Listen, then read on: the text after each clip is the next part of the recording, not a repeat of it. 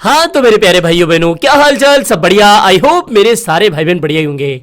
देखो भाई लोगों, अब तक लगभग सभी को पता लग चुका है कि फेडरल रिजर्व ने क्या डिसीजन लिया है। हाँ, इस बार भी इंटरेस्ट रेट अनचेंज है, यानी कि ना तो बढ़ाई गई है ना ही घटाई गई है। इस इवेंट का मार्केट के ऊपर एक काफी अच्छा असर पड़ सकता था अगर कोई बेटर डिसीजन आता, लेकिन वही जो एक्सपेक्टेड था कि भैया कुछ नहीं होगा, अनचेंज रहेगी इंटरेस्ट रेट, वही नतीजा हमारे सामने आया। लेकिन अभी भी मार्केट में क्या क्या बातें चल रही है, क्या बीटीसी के चार्ट पर उदम हमें देखने को मिल रहा है, और अभी क्लियर कट बात कि क्या यहां से बीटीसी अब ऊपर जाने वाला है या नीचे, ये सब कुछ चीजें आज की इस वीडियो में मैं आपको बिल्कुल आसान शब्दों में समझाने आया हूं। तो मेरे भाई, अगर आप इस चैनल पर पहली बार विजिट करे हो तो बिना सोचे समझे हमारे चैनल को सब्सक्राइब कर लो, बिकॉज बीते 6 से 7 सालों से मैं आपको रेगुलरली क्रिप्टो का इसी तरीके का वैल्यूएबल कंटेंट देता आया हूं। और उसके बाद में मेरे इस टेलीग्राम चैनल को भी ज्वाइन कर लेना, जहां पर मैं मार्केट से आने वाली सारी इंपॉर्टेंट और इमरजेंसी अपडेट बिल्कुल फ्री ऑफ कॉस्ट, क्विकली, जितनी भी अर्जेंट अपडेट्स होती है ना, वो तो क्विकली आपको मिल जाती है इसके ऊपर। इसका लिंक आपको मेरे पिन कमेंट बॉक्स में अगर आप जाओगे तो पहला ही कमेंट पिन करके मेरा ही दिया गया है, वहां पर आपको इसका लिंक मिल जाएगा। समझ गए? सीधे बात करते हैं अभी बिटकॉइन के बारे में। देखो जनाब, बिटकॉइन का सीन तो ये है कि कल बिटकॉइन ने एक पंप डंप का गेम दिखाया जो कि एक्सपेक्टेड था। इस तरीके के बड़े बड़े इवेंट्स में बिटकॉइन इस तरीके से रासलीला तो करता ही करता है।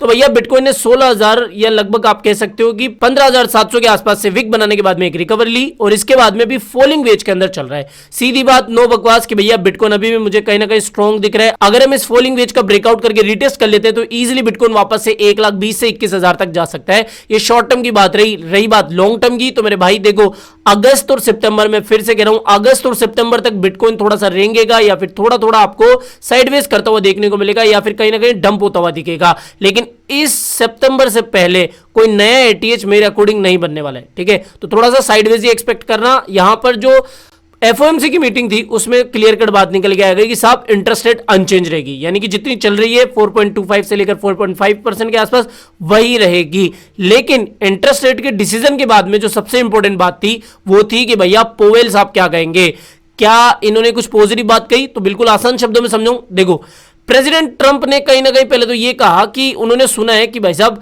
अभी जो इंटरेस्ट रेट है वो अनचेंज रहेगी, यानी कि रेट कट नहीं होगी। लेकिन सुनने में आया है, ये प्रेसिडेंट डोनाल्ड ट्रंप कह रहे हैं, सुनने में आया कि पोवेल साहब जो है सितंबर तक रेट कट कर सकते हैं। ये मैंने आपको एफओएमसी की रिजल्ट से पहले अपडेट दी थी। Federal reserve probably won't cut rate today, ये इन्होंने बात कही थी, और कहीं ना कहीं सितंबर की बात कही जा रही है कि सितंबर में रेट कट हो सकती है। लेकिन पोवेल साहब की स्पीच में कहीं ना कहीं हमें यह चीज देखने को मिली कि उन्होंने ये स्टेटमेंट दिया, we have made no decision about September, यानी कि सितंबर में भी रेट कट होगी या नहीं होगी इसके बारे में भी कोई क्लियर कट बात नहीं है। तो इसी से कहीं ना कहीं मार्केट पर एक नेगेटिव असर पड़ा और बिटकॉइन हमें थोड़ा सा करेक्शन लेता हुआ देखने को मिला। लेकिन मेरी अनुमान यही है, मेरा सीधी बात यही है कि भाई साहब सितंबर में रेट कट हो सकती है, 99% के चांसेस है, क्योंकि अगर रेट कट नहीं करेंगे ना तो ये खुद मुसीबत में आ जाएंगे, सीधी सी बात है। तो ये तो हो गई एफओएमसी की मीटिंग का सार, समझ में आ गया। अगली अपडेट की बात करें तो अगली अपडेट काफी पॉजिटिव है और गुड न्यूज है। पहले यूएस की जो एसएससी थी ना वो काफी नेगेटिव हुआ करती थी, क्रिप्टो को लेकर नेगेटिव स्टेटमेंट्स या फिर डिसीजंस आते थे। अभी एक अच्छी खबर ये निकल के आई है कि यूएस की जो एसएससी ना उसने अप्रूव कर दिया है in kind creations and redemption for crypto ETPs. अब इसका मतलब क्या है? इसका मतलब ये है कि बेसिकली जो यूएस के अंदर बड़े बड़े इंस्टीट्यूशनल इन्वेस्टर्स है, जो ईटीपीज के ऑथराइज्ड रिप्रेजेंटेटिव्स है, उनके पास में ये एबिलिटी आ गई है कि वो अपने शेयर्स को डायरेक्टली क्रिप्टो के अंदर, बिटकॉइन के अंदर कन्वर्ट कर सकते हैं बजाय नगद के। पहले क्या होता था कि ईटीपीज के जो शेयर्स थे ना उसको पहले कैश में कन्वर्ट करना था और फिर कैश टू क्रिप्टो हुआ करता था। लेकिन अब इसकी जरूरत नहीं है, आप डायरेक्टली शेयर से क्रिप्टो और क्रिप्टो से शेयर्स इस तरीके से एक्सचेंज कर सकते हो। तो ये काफी अच्छा डिसीजन है, और इसके बाद में क्या होगा, बेसिकली जो कॉस्ट है ना वो कम हो जाएगी और मोर एफिशिएंट ये हो जाएगा। तो बेसिकली ये एक अच्छी खबर निकल के आई है यूएस से। अगली खबर की तरफ बढ़े तो यूएस के व्हाइट हाउस की तरफ से क्रिप्टो पॉलिसी रिपोर्ट आनी थी कल, और वो आ चुकी है। और उसके अंदर क्या क्या चर्चाएं हुई है वो बिल्कुल आसान शब्दों में आपको समझाऊं तो मैंने नोट डाउन कर दिया है।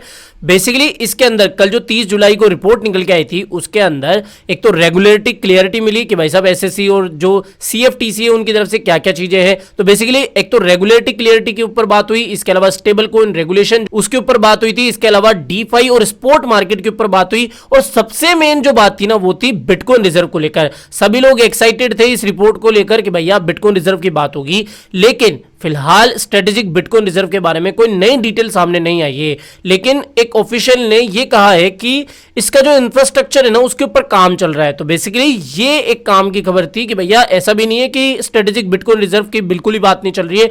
तो जो ऑफिशियल्स है उन्होंने कहीं ना कहीं ये हिंट दिया है कि थोड़ा बहुत काम तो चल ही रहा है। तो बेसिकली इस रिपोर्ट में ये बातें हुई थी और बेसिकली कोई खास ब्रेकिंग अपडेट नहीं निकल के आई थी। तो बेसिकली यही थी आज की काम की खबरें। इसके अलावा मैं आपसे फिर से कहना चाहूंगा, अगर आप इंडिया में हो ना तो आपके लिए सबसे बेस्ट क्रिप्टो करेंसी एक्सचेंज है बिंगेक्स। और अगर आप आज बिंगेक्स के ऊपर अकाउंट बनाओगे, $500 डिपॉजिट करोगे, मैंने अपने पिन कमेंट के अंदर बिंगेक्स का लिंक डाल दिया है, और अगर आप उससे अकाउंट क्रिएट करते हो, $500 डिपॉजिट करते हो, तो आज ही मैं आपको मेरे प्रोमैक्स कम्युनिटी के अंदर ज्वाइन कर लूंगा। इसके अलावा आप इंडिया से हो या इंडिया के बाहर से भी हो, आपके लिए बाइबिट सबसे बेस्ट एक्सचेंज है। स्पेशली जो यूएस से है, जो यूके से है, या फिर इंडिया के बाहर से जितने भी लोग मुझे देख रहे हैं, सुन रहे हैं, तो भाई साहब उनके लिए टू द पॉइंट बात है कि Bybit one of the best crypto exchange है। और अगर आपके पास बड़ा फंड है तो भाई साहब सबसे सिक्योर यही है बाइबिट। ठीक है, समझ में आ गया? तो ये दोनों एक्सचेंजों के लिंक मैंने अपनी डिस्क्रिप्शन बॉक्स में साथ ही पिन कमेंट में डाल दिए। अगर आप इन दोनों एक्सचेंजों में से किसी भी एक्सचेंज के ऊपर अकाउंट बनाते हो, $500 डिपॉजिट करते हो, तो मैं आपको आज ही मेरे प्रोमैक्स कम्युनिटी के अंदर ज्वाइन कर लूंगा। समझ में आ गया?